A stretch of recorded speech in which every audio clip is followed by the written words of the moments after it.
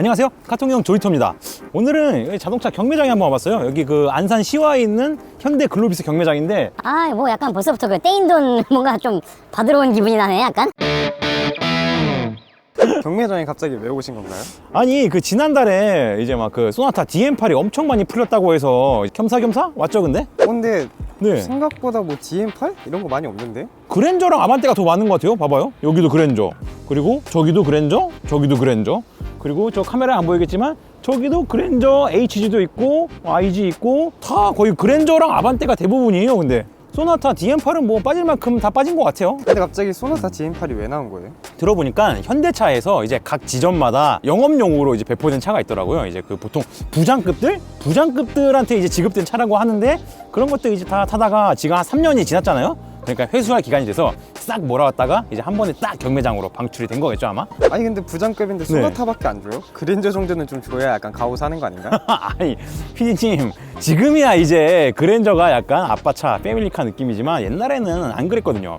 90년대나 00년대까지만 하더라도 그랜저는 약간 임원 정도가 타는 차, 아니면 사장님 차, 그리고 소나타가 약간 아빠차, 그런 패밀리카 느낌이었죠. 그런 걸 보면 확실히 지금 사람들의 눈높이가 많이 높아진 것 같아요. 근데 그랜저랑 아반떼는 왜 이렇게 많은 거예요? 소나타가 못생겨서? 지금 현대차의 전략 자체가 지금 이 그랜저 포지셔닝이 많이 바뀌었죠. 예전에는 그랜저가 사장님 차, 약간 그런 느낌이었는데 지금은 그랜저가 아빠 차가 되고, 아반떼 같은 경우는 사회 초년생들이 이제 막 첫 차로 많이 뽑고, 이제 미혼 싱글들이 많이 타는 차가 됐잖아요. 그러다 보니까 그 사이에 끼인 소나타는 지금 오갈 데가 없는 이런 거를 명백하게 보여주는 게 바로 이 경매장의 풍경들이 아닐까 싶어요. 근데 이렇게 차가 한 네. 번에 많이 풀리고 그런 상황이 생기면 시세가 막 내려가고 그래요? 근데 제가 생각하기에는 이게 드라마틱하게 막 바뀌고 이러지는 않는 것 같아요. 송 PD님 물어볼게요, 한번. 그러면 그 시세가 좀 싸진 것 같으세요? 아니요, 솔직히 엔카 부분 잘 모르겠던데. PD님 당근마켓 하세요? 당근마켓 하죠? 예를 들어서 당근마켓에 내가 노트북을 한 50만 원 올려놨어요. 근데 갑자기 어떤 놈이 내일 보니까 나랑 똑같은 노트북인데 다시 5만 원에 올려놓은 거야. 근데 그렇다고 해서 PD님이 이거를 나는 보다 더 싸게 팔아야지, 그래서 갑자기 30만 원의 가격으로 바꿔, 이러시겠어요? 아니 근데 그러진 않겠지. 나도 이제 받아야 되는 돈이 있는데.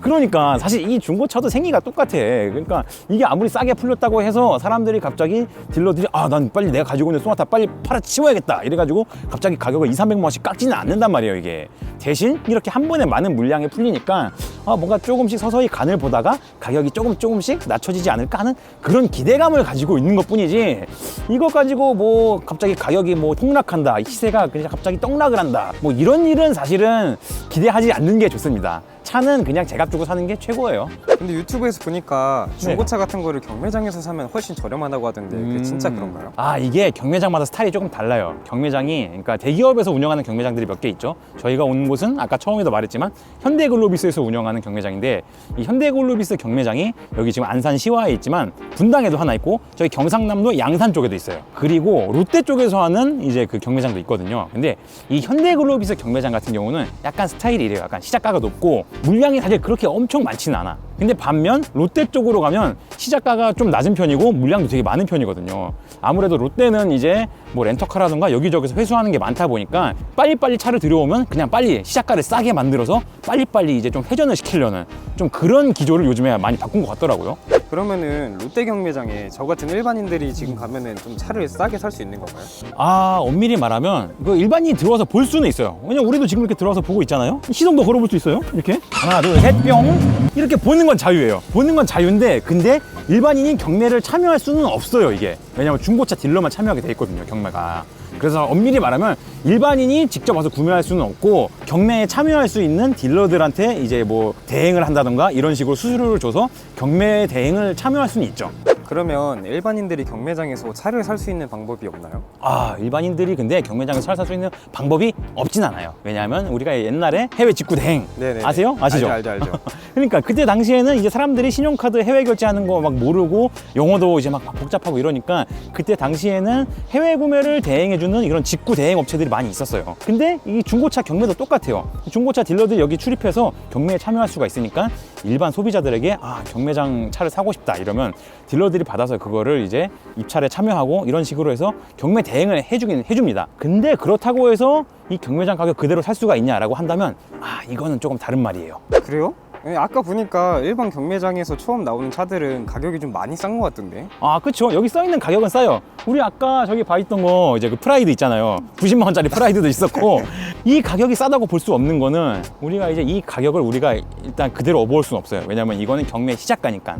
보통 경매 시작가에서 이제 땡 스타트하면 이제 뭐 5만 원씩 입찰을 하거든요. 근데 5만 원씩 입찰을 하다 보면 이제 되게 낮은 가격에 붙은 차량들은 거기서 한 2, 30만 붙어서 낙찰되는 경우가 있는데 보통 막 50씩 붙는 경우도 있고 뭐 진짜 심하면 100 가까이 붙는 경우도 있어요. 그러니까 일단 이게 경매라는 점을 이제 인지를 해 두셔야 되고, 두 번째는 경매에 참여한다고 해서 입찰을 받았잖아요. 그 가격에 우리가 살 수가 없어.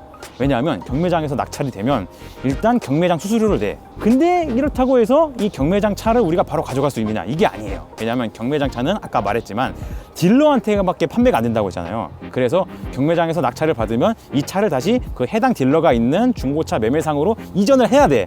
근데 그거를 다시 이전을 하고 다시 나한테 이전을 받아야 되는데 그 과정에서 발생하는 뭐 이전비, 매도비가 있을 것이고, 또 그리고 경매장 차들은 소위 말하는 중고차처럼 상품화가 안 돼 있어요. 그러니까 예를 들어서 기스가 나 있거나 흠집이 나 있거나 이런 거를 깨끗하게 막 복원해 주지 않는단 말이에요. 그러니까 이런 거를 내가 또 외판을 깔끔하게 고쳐가지고 약간 막 이제 막 컴파운드 하고 막 덴트 하고 이렇게 해서 타야겠다 하면 돈이 엄청나게 많이 붙는 거죠. 그러니까 결과적으로 보면 경매장에서 구매 대행을 해서 차를 싸게 산다고 하는 경우도 있겠지만 사실 드라마틱하게 싸게 살 수는 없다고 보시면 그게 정확할 겁니다. 그러면 네. 일반인이 대행으로 경매장에서 차를 살 때 별로 큰 이득이 없는 것 같네요.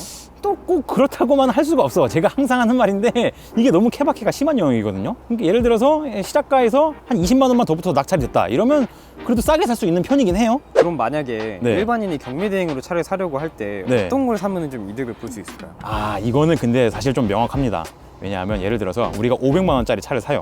근데 500만 원짜리 차를 사서 낙찰을 받았는데 여기에 들어가는 이제 부대 비용들 있잖아요. 아까 말했던 경매장 수수료, 딜러 수수료, 이제 뭐 이전비, 그리고 상품화까지 한 거를 감안하면 보통 100, 200이 들어간단 말이에요.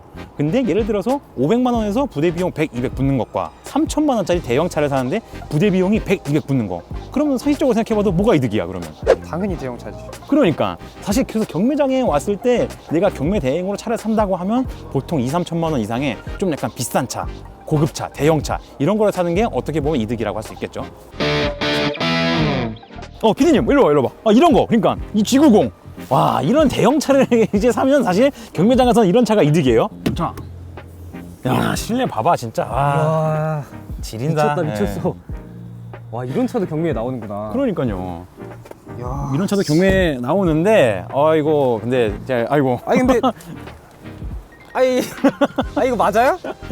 아니, 그러니까 아까 말했지만 경매장 차들은 상품화가 안 돼 있기 때문에 이거를 닦고 뭐 기름칠하고 이런 거는 여러분들의 몫입니다. 아무튼 경매장에 이렇게 좀 다양한 차들이 있어요. 다양한 차들이 있는데 사실 경매에 참여하라고 하는 건 아니에요. 저도 사실 경매장 몇 번 안 와봤고 경매장에서 별로 이렇게 차를 사고 싶은 마음이 그렇게 있지는 않아요. 하지만 구경하는 거는 공짜니까. 예를 들어서 경매장에 어떤 차가 나오나, 그리고 우리나라에 얼마나 다양한 차가 있나, 그리고 예를 들어서 내가 중고차로 뭐 셀토스를 살 거야, 아니면 이제 뭐 카니발을 살 거야 하는데 이 차의 실내 공간이 궁금해. 어떻게 돼 있는지. 뭐 대리점이나 영업소 가서 볼 수도 있겠지만 사실 우리가 중고차를 살 건데 중고차 상태가 어떤지, 보통 실내들이 어떻게 구성되어 있는지 가장 더 리얼하게 확인할 수 있는 방법은 여기 경매장 와서 차량 내부를 보는 거예요. 저는 이게 가장 현실적인 방법이라고 생각하고, 특히 뭐 2열 레그룸 확인하거나 이 차 약간 인터페이스나 약간 디자인 같은 거 확인할 때 이 경매장 와서 차들 한 번씩 보는 거는 저는 되게 괜찮은 것 같습니다. 그러니까 여러분도 만약에 궁금하면 경매장 와서 그냥 구경하세요. 구경은 공짜. 그렇다고 뭐 제가 책임지는 거 아니니까.